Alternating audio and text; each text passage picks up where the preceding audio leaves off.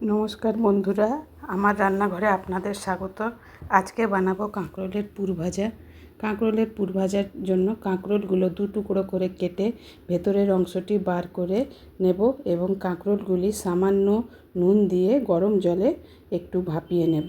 যতক্ষণ ভাপা হচ্ছে ততক্ষণ আমরা কাঁকরোলের ভেতরের অংশটা এবং সর্ষে, পোস্ত, কাঁচা লঙ্কা, নারকেল বাটা দিয়ে একটি পেস্ট তৈরি করে নেব। পেস্টটি কড়াইতে ভালো করে নাড়াচাড়া করে ভেজে নেব। যতক্ষণ এটি ভাজা হচ্ছে আমরা একটি বেসনের ব্যাটার তৈরি করব। বেসনের ব্যাটারে সামান্য নুন, হলুদ আর একটুখানি সোডা দেব, খাবার সোডা।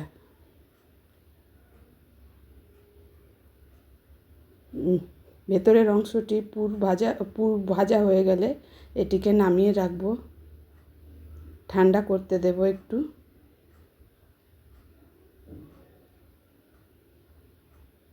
এবারে কাঁকরোলের পুর ভাজার জন্য কড়াইতে গরম তেল দিয়ে দেব, তেল গরম করতে দিয়ে দেব। ব্যাস, কাঁকরোলের ভেতর সুন্দর করে মিশ্রণটির পুর ভরে দেব।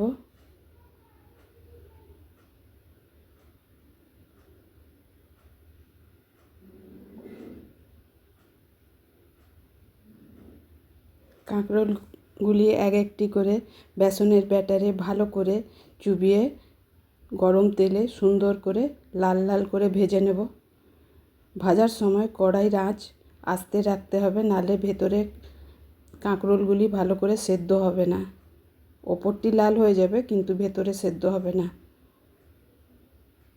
ব্যাস, হয়ে গেছে আমাদের কাঁকরোলের পুর ভাজা। গরম ভাতের সাথে পরিবেশন